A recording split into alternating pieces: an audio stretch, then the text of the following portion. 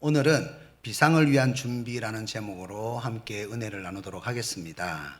많은 승객들을 태우고 다니는 보잉스와 에어버스는 하늘을 날기 전에 정말로 많은 준비의 시간을 가지게 되는데요.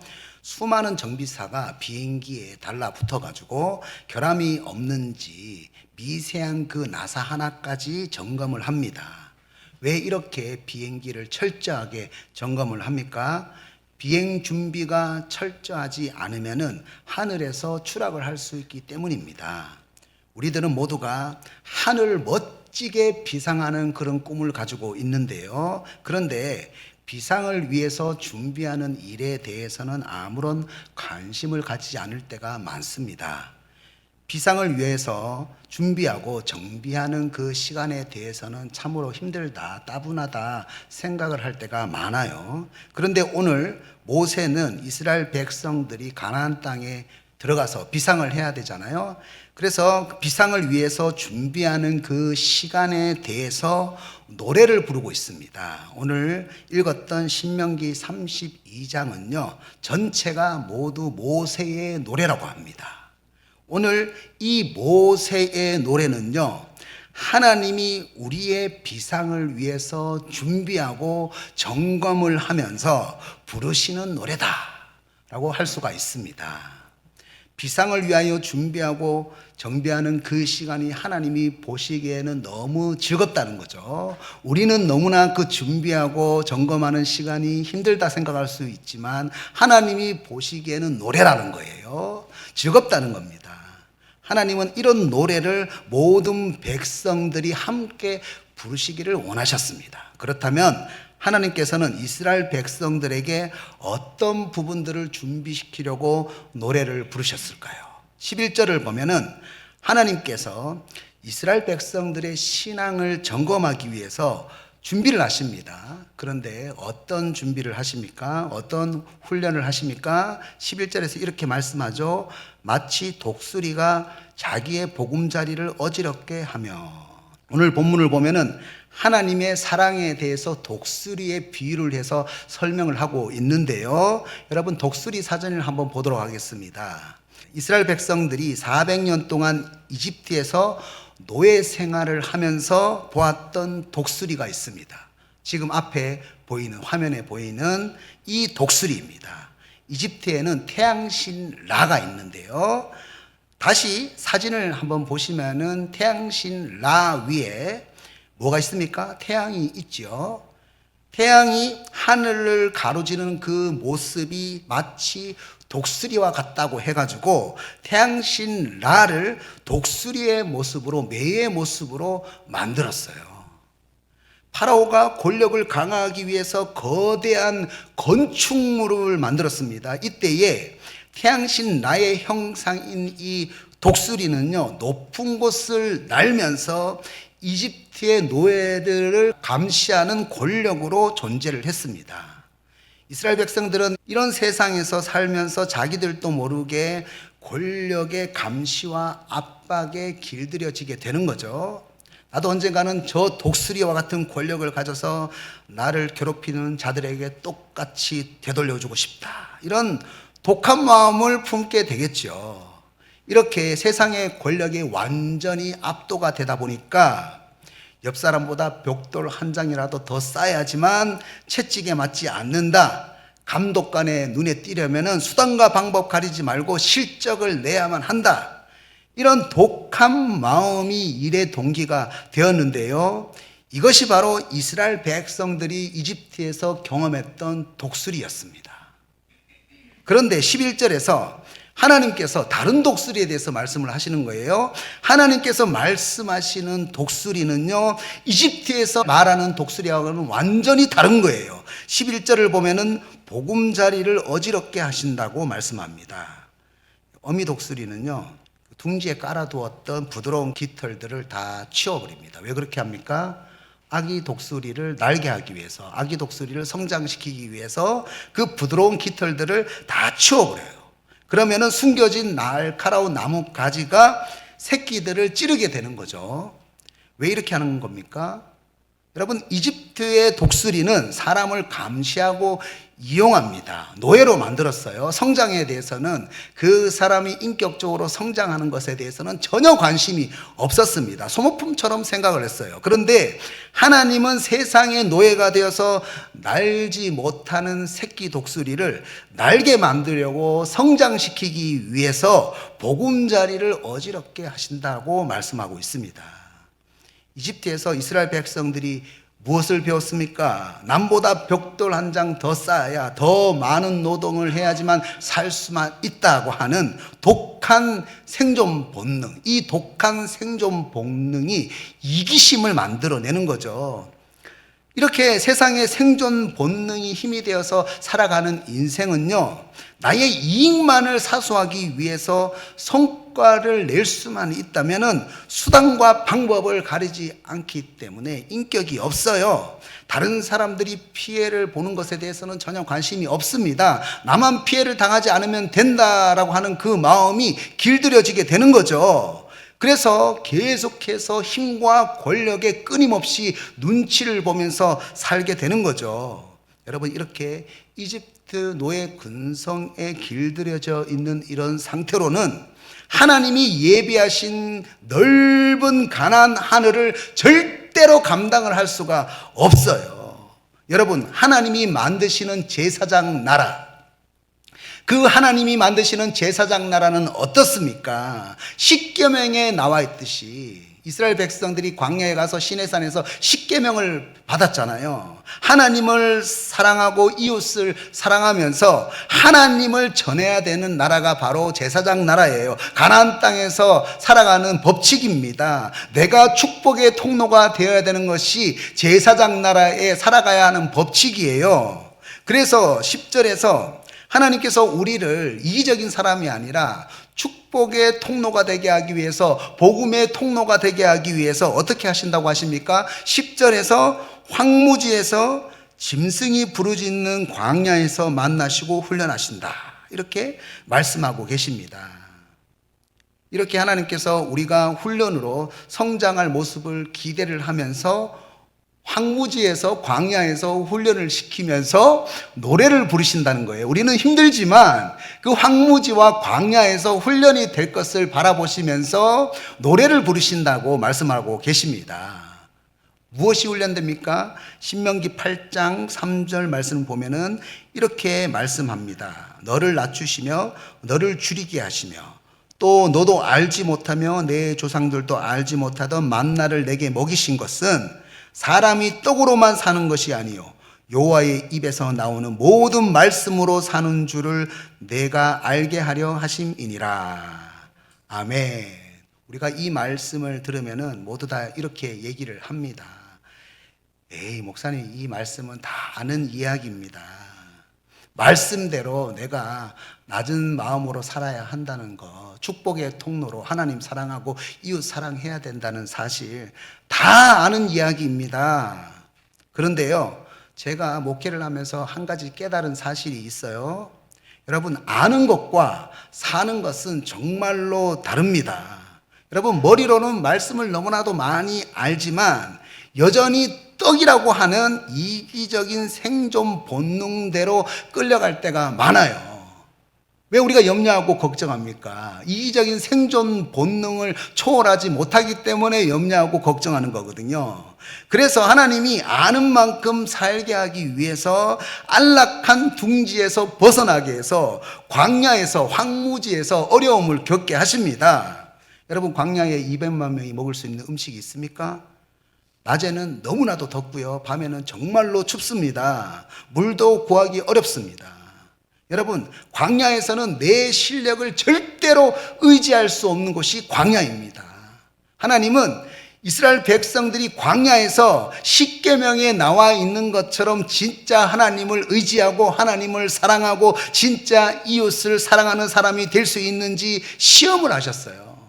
여러분, 여러분에게 어려운 환경이 오고 어려운 관계가 만나게 되면은요, 여러분의 진짜 신앙이 드러나는 거예요. 진짜 하나님을 사랑하는지, 여러분 염려하고 걱정하고 원망하고 불평하는지 드러나게 되는 거예요. 내가 어려움이 있을 때에 내 이웃에게 어떻게 대하는지, 짜증으로 대하는지 드러나게 되는 거예요. 근육이 성장하기 위해서는 기존의 근섬유가 파괴가 되고 찢어지는 고통의 과정을 겪어야지 더 강한 근육이 될 수가 있습니다. 내가 말씀을 아는 대로 사는지 여러분 언제 알 수가 있습니까? 극한의 상황이 되면은요, 그 사람의 진짜 믿음이 어떤 믿음인지 알 수가 있는 거예요. 극한의 상황에서 하나님을 원망하지 않는지, 극한의 상황에서 하나님을 의지하고 하나님 앞에 나아갈 수 있는지, 하나님을 사랑할 수 있는지, 극한의 상황에서 다른 사람에게 짜증내지 않는지, 하나님께서 우리의 진짜 믿음을 만들기 위해서 극한의 상황에서 훈련을 하신다는 거예요. 하나님께서 저에게 광야 같은 상황을 주시면서 둥지에서 떨어뜨리면서, 태연아, 네가 정말로 하나님을 사랑하고 성도들을 사랑하는 목회자가 맞느냐, 시험 문제를 계속해서 내주세요. 마찬가지입니다. 하나님께서는 모든 성도들에게도 아주 극한 환경과 관계 속에서 정말로 하나님을 사랑하고 이웃을 사랑할 수 있는지 시험 문제를 내주시면서 노래를 부르고 계세요. 왜 노래를 부르십니까? 그 시험지를 통과하고 성장하기를 바라시면서 노래를 부르고 계십니다.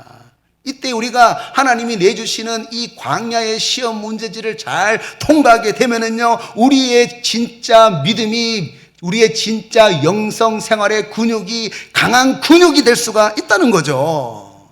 9절을 보면은요, 야곱은 그가 택하신 기업이라고 말씀을 하는데요, 여러분, 야곱과 택하신 기업은 반대되는 개념입니다. 야곱은 어떤 뜻을 가지고 있습니까? 속이는 자라는 뜻을 가지고 있어요.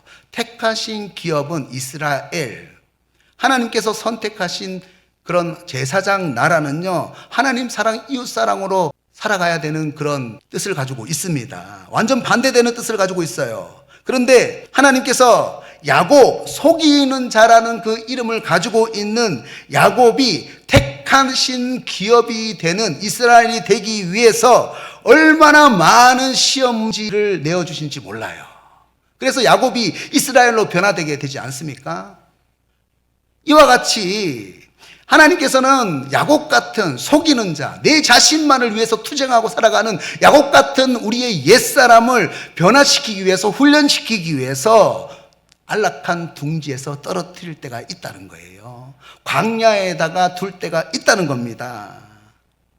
그래서 그 광야에서 정말로 하나님을 사랑하고 이웃을 사랑하는 그런 영성을 가진 사람으로 변화시키기를 원하면서 노래를 부르신다는 거예요. 그런데요, 하나님은 참 인격적이십니다. 어떨 때 정말로 이 시험 중에 한계에 부딪힐 때가 있잖아요. 좋은 시험인 것을 압니다. 그런데 정말로 이거는 나에게 한계입니다. 이렇게 둥지에서 떨어져서 바닥에서 부딪히겠다, 이런 마음이 들 때가 있지 않습니까? 이렇게 광야에서 계속 있다가는 죽겠다, 이럴 때가 있지 않습니까?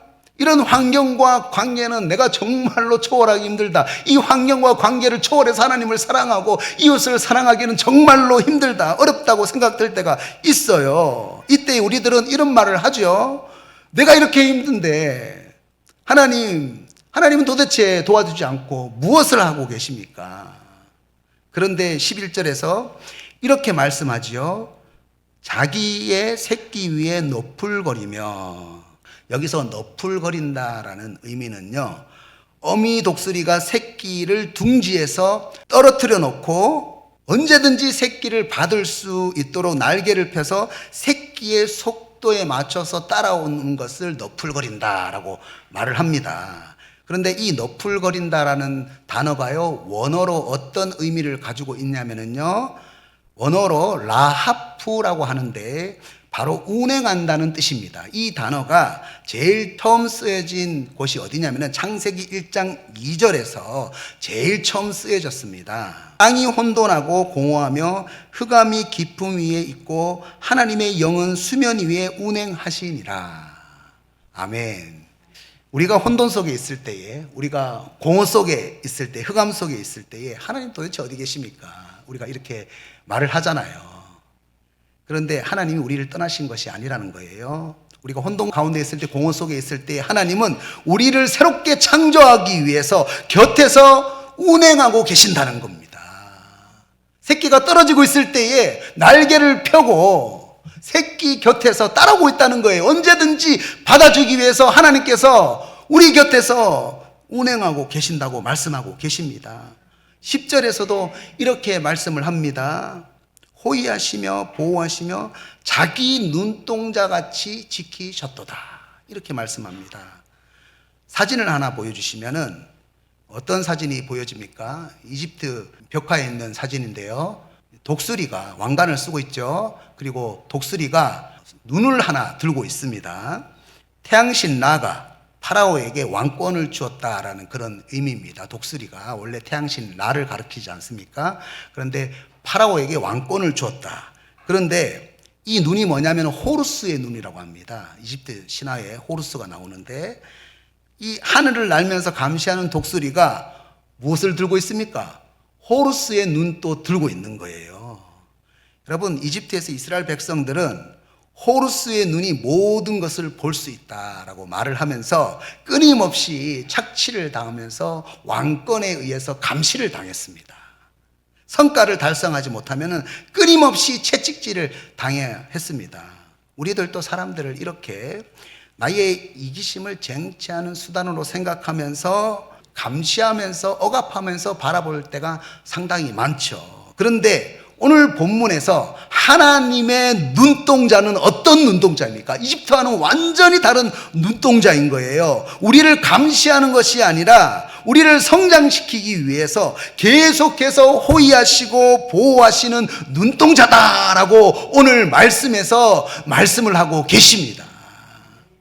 이렇게 눈동자처럼 지켜보시다가 우리가 진짜 한계 상황에 왔을 때에 하나님께서 어떻게 하십니까? 11절을 보면 이렇게 말씀합니다. 그의 날개를 펴서 새끼를 받으며 그의 날개 위에 그것을 엎는 것 같이 곁에서 계속 지켜보시다가 한계 상황이 오면은 그때 하나님께서 날개를 펴서 받아주신다는 거예요. 그래서 고린도전서 10장 13절에서 이렇게 말씀합니다. 사람이 감당할 시험 밖에는 너희가 당한 것이 없나니 오직 하나님은 미쁘사 너희가 감당하지 못할 시험 당함을 허락하지 아니하시고 시험 당할 즈음에 또한 피할 길을 내사 너희로 능히 감당하게 하시느니라. 아멘. 하나님께서 왜 피할 길을 내십니까? 능히 감당하게 하려고, 그 시험을 능히 감당하게 하기 위해서 받아주시는 거예요. 그리고 난 다음에 또 어떻게 합니까? 또다시 근육이 생기기 위해서 꼭대기에 와서 떨어뜨려요. 하나님께서 또다시 받아주세요. 그러면서 우리의 근육이 어떻게 됩니까? 성장이 되는 거예요. 여러분, 헬스장에서 누워서 무거운 바벨을 들 때에 도저히 안 되겠다라고 하는 한계 상황에 부딪힐 때가 있지 않습니까? 무거운 바벨이 갑자기 가슴에 툭 떨어질 때가 있어요. 그러면 사고를 당합니다. 그럴 때 정말 큰 공포가 몰려오는 거죠. 이 바벨이 가슴으로 떨어지면 사고를 당하니까. 그때 코치가 옆에서 무엇을 합니까? 옆에서 지켜보다가 손으로 잡아줍니다. 다이지 않도록, 사고를 당하지 않도록 코치가 잡아줍니다. 그래서 다시 바벨을 들러 올릴 수 있도록 도와주거든요. 하나님께서 우리에게 그렇게 역사를 하신다는 겁니다. 결국 우리들에게 어려운 한계 상황이 오지만 하나님의 도우심으로 인해서 우리가 어떤 사람이 될 수 있습니까? 그런 어려움 가운데서도 하나님을 진짜로 사랑할 수 있는 사람, 또 이웃을 정말로 사랑할 수 있는 사람으로, 그런 영적인 근육을 가지고 있는 사람으로 우리가 변화가 되게 된다는 겁니다. 그래서 하나님은 오늘 이 모세의 노래를 통해서 우리의 성장을 바라보면서 우리는 왜 이렇게 힘듭니까? 하지만 하나님은 우리를 보면서 우리를 광야에 두시고 둥지에서 떨어뜨리면서 노래를 부리고 계신다는 겁니다. 왜냐하면 우리가 성장할 수 있기 때문에. 오늘 세례 예식을 하는데요, 원래 세례를 받을 때에 물에 들어가야 되는 겁니다. 오늘은 물에 들어갈 수가 없어서 물에 들어간다는 의미를 상징적으로 성부와 성자와 성령의 이름으로 물을 이렇게 머리에 붓게 되는데요, 여러분, 물에 들어가게 되면은요 숨을 쉴 수가 없습니다. 어떻게 됩니까? 죽게 되는 거예요. 옛사람이 죽는다는 의미입니다. 그래서 세례는 이집트에서 오직 나의 생존 본능을 위해서 살았던 이기적인 죄된 모습, 옛사람의 죄된 본성이 그리스도와 함께 십자가에서 죽었다는 것을 선포하는 예식이 세례 예식입니다. 또 오늘 성찬 예식을 하는데요, 성찬은 예수님과의 연합을 말씀하고 있습니다. 갈라디아서 2장 20절에서 이렇게 말씀을 합니다. 내가 그리스도와 함께 십자가에 못 박혔나니 그런즉 이제는 내가 사는 것이 아니요 오직 내 안에 그리스도께서 사시는 것이라. 여러분, 성찬을 통해서 그리스도의 생명이 내 안에 들어오게 되면은요, 그때부터는 죄된 옛사람, 이기적인 생존 본능으로 살아왔던 그 모든 옛사람의 죄된 삶을 뒤로하고 오직 그리스도를 위해서, 하나님 사랑, 이웃 사랑을 위해서, 복음을 위해서 살아가는 삶이 된다는 겁니다. 그래서 성찬은 그리스도와의 연합을 얘기를 합니다. 하나님 나라와의 연합을 얘기합니다. 여러분, 악기를 만드는 장인은 나무를 고를 때에 온실 속에서 곱게 자란 나무를 절대로 찾지 않는다고 합니다. 비바람을 온몸으로 받으면서 견뎌낸 나무를 최고의 악기 재료로 선택을 한다고 합니다. 지금 여러분이 겪고 있는 광야의 비바람 있습니다. 보금자리를 흔드는 고통스러운 훈련의 과정이 있습니다. 그런데 그 모든 과정은 하나님이라고 하는 거장께서 여러분을 최고의 악기로 빚어가시는 과정이라는 거예요. 그래서 C.S. 루이스는 4가지 사랑이라는 책에서 이렇게 말했습니다. 하나님의 사랑은 우리를 그대로 두지 않는다. 그분은 우리를 사랑하시기에 우리를 정화하시고 온전케 하려 하신다. 하나님의 사랑이 노래로 우리를 향해서 불러지는데 그 노래가 뭐냐면 우리의 성장이라는 거예요. 우리를 온전케 만드는 것을 하나님께서 기뻐하신다는 겁니다. 그렇습니다. 하나님이 우리를 안전한 그 보금자리에서 떨어뜨리시고 광야에 두시는 이유는요, 우리를 미워해서가 아니에요. 우리 속에 있는 이집트의 생활 방식, 생존 본능, 나만 생각하는 그는 이기적인 야곱과 같은, 그래서 다른 사람을 속이면서 살아왔던 그런 모든 야곱의 껍데기를 벗기고 진짜로 그 어려운 환경 속에서 하나님을 사랑하는지, 어려운 환경에서 하나님을 원망하고 불평하지 않고 하나님을 사랑하면서 또 하나님이 나에게 주신 그 이웃 사랑, 하나님 나라를 사랑하는지, 여러분 어려움 생겨보세요. 당장 가족들에게 화내고 짜증내잖아요. 신앙이 없는 거예요. 그 참된 이스라엘을 만들려고 하나님께서 우리에게 강력한 사랑을 베풀어 주신다는 겁니다. 여러분, 오늘 본문이 뭡니까? 모세의 노래잖아요. 하나님은 우리들이 훈련이 되고 성장되는 것을 기뻐하면서 노래를 부르고 계십니다. 그러면은 하나님이 빚으시는 그 과정 가운데 어떻게 해야 됩니까? 감사하십시오. 원망하고 불평하지 마세요. 감사하면서 하나님께서 왜 나에게 이 광야를 주셨는가, 그 의미를 발견하기 위해서 묵상할 수 있는 우리가 될 수가 있어야 된다는 거예요. 우리를 깎아내는 장인의 손길이 아프게 느껴질 때마다 여러분 기억하십시오. 그 아픔은 여러분을 파괴하려고 하시는 하나님의 공격이 아니라 하늘의 소리를 내는 명품 악기로 빚으시기 위해서 하나님께서 빚으시는 사랑의 손길이라는 거예요. 오늘 이 말씀을 마음에 새기시고 비상을 위해서 준비하시는 장인의 손길을 아프다고 피하지 말고 여러분 하나님과 함께 노래를 부르십시오. 감사하십시오. 찬양하십시오. 그래서 속이는 자 야곱의 껍질을 벗고 참된 이스라엘로 변화되시기를 축복합니다.